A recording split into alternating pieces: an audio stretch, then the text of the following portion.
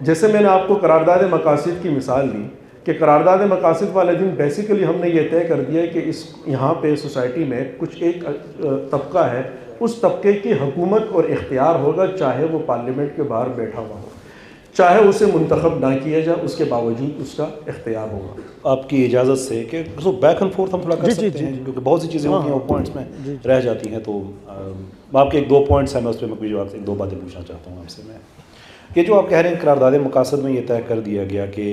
ایک خاص طبقہ ہے وہی حکومت کرے گا، آپ اس کی کوئی دو تین پروویژنز بتا سکتے ہیں جس میں یہ کہا گیا ہو کہ صرف وہی اس پہ قبضہ کرے گا یا حکومت پہ صرف انہی کی اجارہ داری ہوگی؟ سروے کروا لیں۔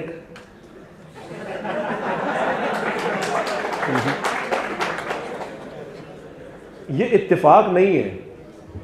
کہ جو طبقہ قرارداد مقاصد کے حق میں ہوگا وہی طبقہ انشاءاللہ 18ویں ترمیم کے خلاف نکلے گا۔ سر میں نے ایک دو بتا سکے تو جی دو پروویژنز کا میں نے پوچھا تھا قرارداد میں۔ نہیں دو، میں تو آپ کو بتا رہا ہوں نا کہ میں اپنا تجزیہ آپ کے سامنے رکھا۔ مثال کے طور پہ یہ پہلے دن قرارداد مقاصد میں ہی یہ بات طے کی گئی ہے، ٹھیک ہے، یعنی جس زمانے میں ہندوستان اپنا آئین تشکیل دے چکا تھا اس زمانے تک ہم نے صرف قرارداد مقاصد بنائی تھی، ٹھیک، اور قرارداد مقاصد میں یہ بات طے کر لی گئی تھی کہ غیر مسلم اقلیتوں کا کیا اسٹیٹس ہوگا، وہ قرارداد مقاصد میں طے ہوگا، جس کو آگے پھر کنٹینیو کیا 1973 کے آئین نے۔ سر آپ بتا سکتے ہیں جی غیر جو اقلیتیں ہیں اس کا بتا سکتے ہیں کیا طے کیا گیا تھا؟ کہ جو آپ کے پاکستان کے جو کچھ مناصب ہیں، مثال کے طور پہ کچھ وزارتیں ہیں، کچھ صدارت ہے، وزارت عظمیٰ ہے، اسی طریقے سے وزارت اعلیٰ، وزارت اعلیٰ تو اس میں نہیں ہے، لیکن یہ ہے کہ جو ریاست کا جو ریاست کے نہیں یہ ہے اتنا لکھا ہے کہ مائنورٹیز کو اور ڈپریس طبقے کو پریفرنشل ٹریٹمنٹ دی جائے گی، ان کو زیادہ حقوق دیے جائیں گے۔ سوال یہ ہے پھر سوال یہ ہے کہ اگر ایسا ہی تھا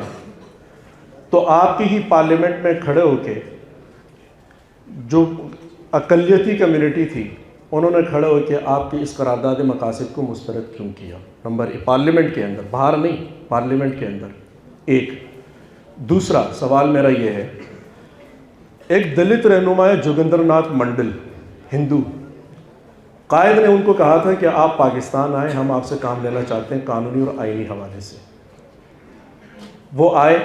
وہ آپ کے پاکستان کے پہلے وزیر قانون بھی ہیں ہندو، ٹھیک۔ جب قرارداد مقاصد منظور ہو رہی تھی، اس پر ڈیبیٹ ہو رہی تھی، تو جوگندر ناتھ منڈل نے آگے بڑھ کے قرارداد مقاصد کے حق میں ووٹ دیا، اور ان سے اپنی ہی کمیونٹی نے پوچھا کہ جب ہم اس کو مسترد کر رہے تھے تو آپ نے ووٹ کیوں دیا؟ تو جوگندر ناتھ منڈل نے کہا کہ میں نے بڑی پازیٹیوٹی کے ساتھ یہ ووٹ دیا کہ مجھے ایسا لگتا ہے کہ جو مذہبی نعرے تقسیم کے لیے لوگوں کو دیے گئے تھے یہ جسٹ فیس سیونگ کے لیے اپنا کام کر رہے ہیں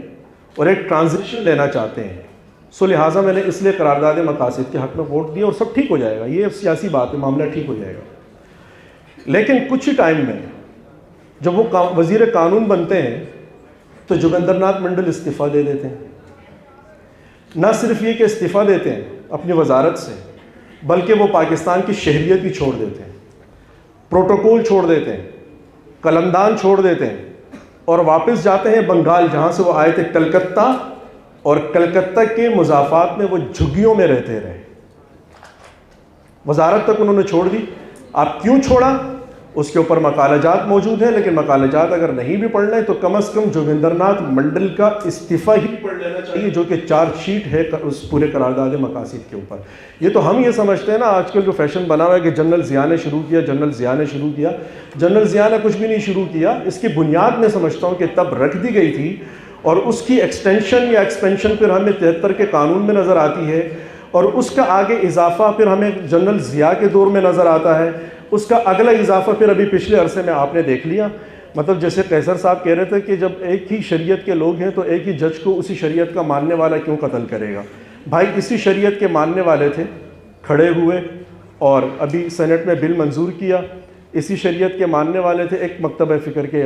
حوالے سے منظور کیا گیا خاص طور سے، جن کی طرف سے ریزسٹنس ہوئی، اسی مکتبہ فکر نے کھڑے ہو کے دیوبندی مکتبہ فکر کے 3 علماء اکرام کے اوپر FIR کٹوا دی، ٹھیک ہے؟ تو یہ FIR ایک دوسرے کے خلاف پچھلے جو صرف 2 مہینوں کے اندر کٹی ہے، کیوں کٹی ہے؟ میں کہنا کا مقصد یہ ہے کہ ایک چیز کی آپ بنیاد جی سر بہت معذرت کے ساتھ منڈل صاحب کا کیس بھی اس میں بہت بات کی جا سکتی ہے، بٹ وہ ہمارے ٹاپک کا حصہ نہیں ہے، اس لیے میں اس چیز کو سائڈ پہ رکھتے ہوئے میں ایک آخری دفعہ آپ سے گزارش کروں گا کہ کوئی 2 پروویژنس آپ ایسی بتا سکتے ہیں قرارداد مقاصد کی کہ جس میں یہ ہو کہ ایک طبقے کے پاس حکومت رہے گی اور کوئی ایک ایسی پروویژن کے اقلیتوں کو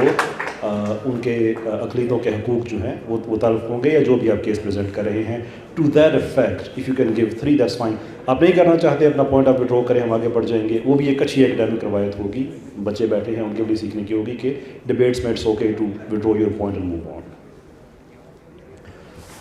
میں آپ سے یہی عرض کرنا چاہ رہا ہوں، جب میں اتھارٹیرینزم کی بات کروں گا، میجورٹیرینزم کی بات کروں گا، تو وہ اس کانٹیکسٹ میں کروں گا کہ جب قرارداد مقاصد کی بات جو کانسٹیٹیوشن میں شروع ہوتی ہے کہ حاکمیت اعلیٰ کس کی ہوگی؟